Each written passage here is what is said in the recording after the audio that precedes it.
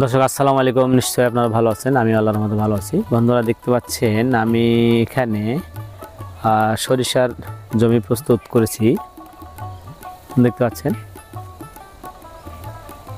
তো এখানে আমার মোটামুটি 2 বিঘা জমি, দেখতে পাচ্ছেন। এখানে নিচ থেকে ঠিক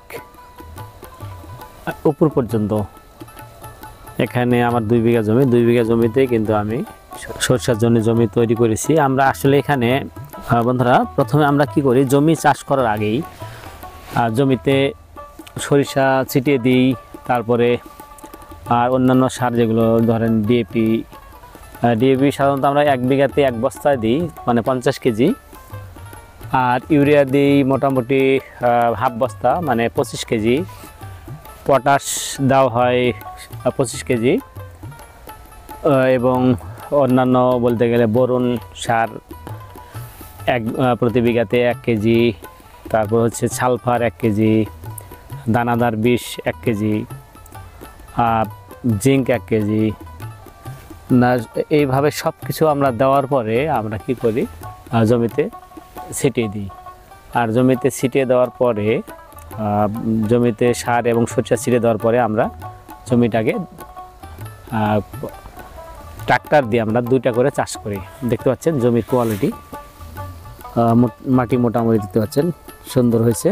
তো বন্ধুরা আসলে জমিতে যখন আপনারা সরিষা যে জমিতে ফেলবেন, তো জমিতে অবশ্যই জমিতে যেন রস থাকে। এক কথায় আমরা সাধারণত গ্রামের ভাষায় বলা হয় বতর।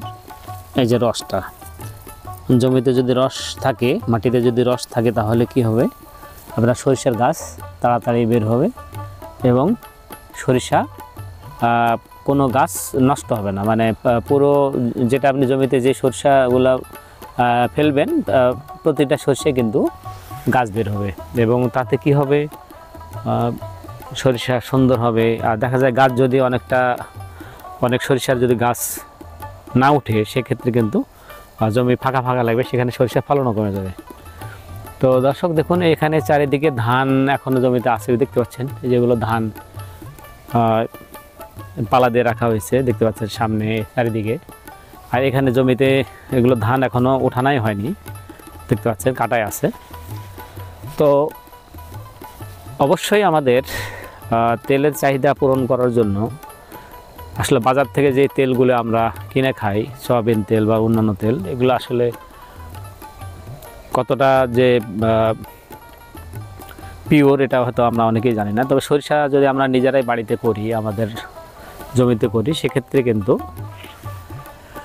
সরিষার তেল অনেকটাই নিরাপদ এবং এগুলো পেটের জন্য অনেকটাই ভালো। আর সাধারণত বাজারে যেগুলো তেল, সয়াবিন তেল, এগুলো অনেক সময় পেটের সমস্যা হয়। তো আমি সাধারণত এইভাবেই আমার সরিষা, মানে আমি প্রত্যেক বছরই সরিষার আবাদ করি এবং আমার বাড়ির সরিষা দিয়েই আমি কিন্তু সরিষা মেশিনে ভাঙিয়ে আমি কিন্তু সরিষার তেল করি। সেই হিসাবে কিন্তু আমার মোটামুটি তেলের চাহিদা পূরণ হয়ে যায়। তো বন্ধুরা, আমি কয়েকদিন পরে আপনাদের আবার দেখাবো যে আমার সরিষার গাছ কেমন বের হয়েছে। তো আমার বিষয় হলো, আমার এই ভিডিও করার উদ্দেশ্য হচ্ছে যে আমাদের প্রত্যেককে উচিত, আমাদের যার যেটুকুই জমি আছে, আমরা যদি বিশেষ করে এই সময়, এখন মোটামুটি আজ নভেম্বর মাসের 24 তারিখ, তবে নভেম্বর মাস পুরোটাই কিন্তু সরিষা মানে রোপণ করার একটা উপযুক্ত সময়। তো এই সময় যদি সরিষা করা হয়, তো সরিষা মোটামুটি এই সরিষা কাটার পরে আমরা আবার কী করতে পারবো, ইরির ধান করতে পারবো। তো দর্শক, আজকে এই পর্যন্ত, আবার দেখা হবে নতুন ভিডিওতে। সবাই ভালো থাকবেন। আসসালামু আলাইকুম, আল্লাহ হাফেজ।